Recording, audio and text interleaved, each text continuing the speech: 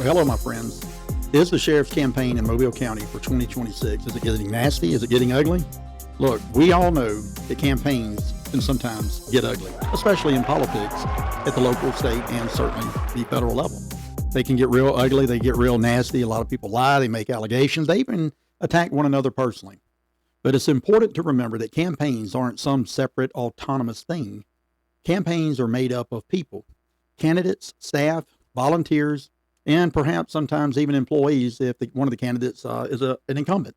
So when a campaign turns nasty, especially from people who are directly involved in it, that behavior, well, it often reflects the temperament, the approval, or even the ideology of the candidate themselves.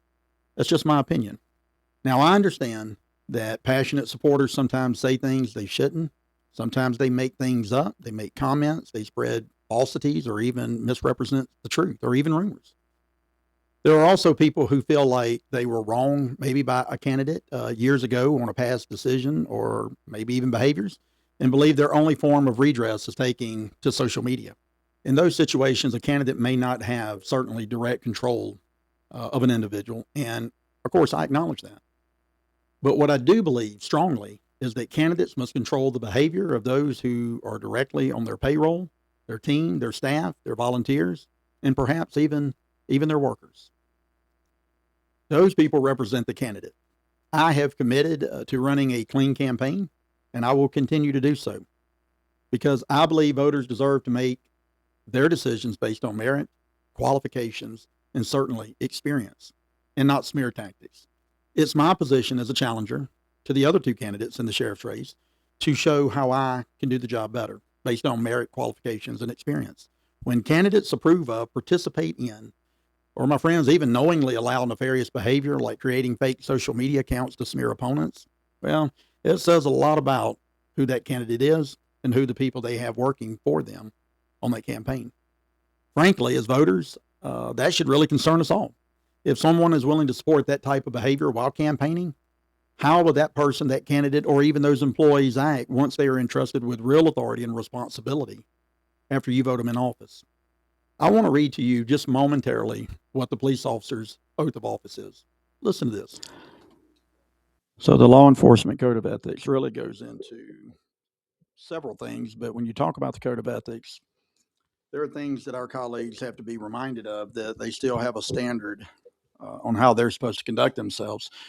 And in part, I'll just read a little bit of it. It says, I will keep my private life unsullied as an example to all, and to behave in a manner that does not bring discredit to me or to my agency. I will maintain courageous calm in the face of danger, scorn, ridicule, develop self-restraint, be constantly mindful of the welfare of others, honest in thought and deed, both in my personal and official lives. And then I'll come down here and it says, I will not act officiously or permit personal feelings, prejudices, political beliefs, aspirations, or animosities or friendships to influence my decisions. And then it'll come down and says, I recognize the badge of office is a symbol of public faith, and I accept it as public trust to be held so long as I am true to the ethics of the police service.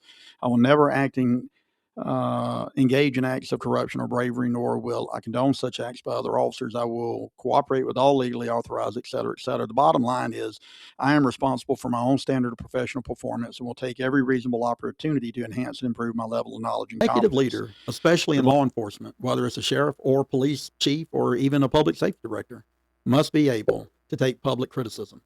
That includes criticism over decisions made by deputies or officers in the field when the leader wasn't personally present. It also includes scrutiny of the public, from the public, about a record or even past decisions that leader made.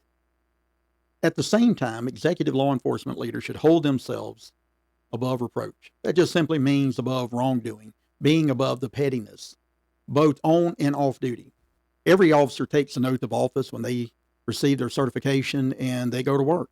Leaders, especially law enforcement leaders, are not exempt from that oath simply because they're running for office or playing politics. In fact, public scrutiny should bring out a calm, measured, seasoned leader. It's that simple. Someone that is in control. Certainly not someone who succumbs to pettiness, hostility, like smashing coffee cups in staff meetings because you're not happy the way the campaign is going. I want to be very clear. I will never personally attack my opponents at all. However, I have consistently said this: if a candidate has a public record, it's absolutely open to scrutiny, including mine. And yes, the lack of a record is also subject to scrutiny as well. When we discuss another candidate's record or the absence of one, some people may get angry about that. Certainly supporters, staff members, and if you're a candidate, possibly even employees, may take to social media using fake burner accounts to attack the challenger or to lash out. That's understandable. It's not acceptable. Look, candidates know if their people are involved in that type of nefarious smear tactic campaign. And if they truly don't know, they should know because they are in charge, they are the leader, and they should know everything going on with clear examples and certainly proper etiquette of how all campaign employees work. Because when that behavior is exposed, it reflects terribly on them, the candidate, and the public eye. This program is not about smear tactics. It is about bold, it's about being direct, and it's about being transparent where I can be, exactly as the program should be. The office of sheriff in the state of Alabama is a very powerful position, my friends, and it sets the tone for law and order, not just within the sheriff's office, but with every aspect of government service in the county. You may not like my strategy, and you may not like this program, but voters need to know, they deserve to know who they are voting for. And if either of my opponents believes I have stated something inaccurately, they are more than capable of responding, rebutting, or even correcting the record. I'm an open book. If I get it wrong, we make mistakes.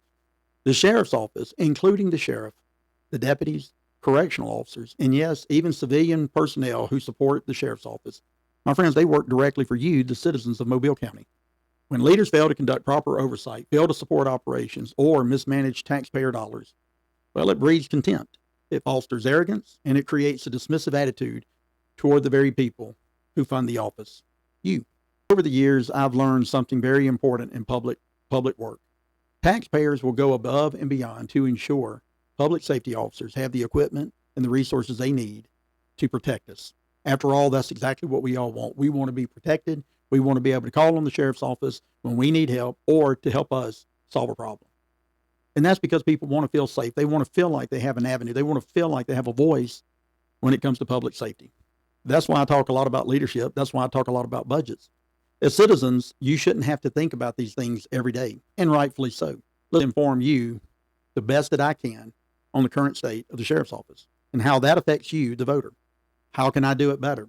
This program gives you direct access to me as a candidate. It allows you to learn about me, my experience, my qualifications, and certainly my values, so you can make the best possible decision on May 19th, 2026. My friends, my name is Paul Prine, and I'm running for Mobile County Sheriff. I need your support, I need your help, and I hope to see you at the polls.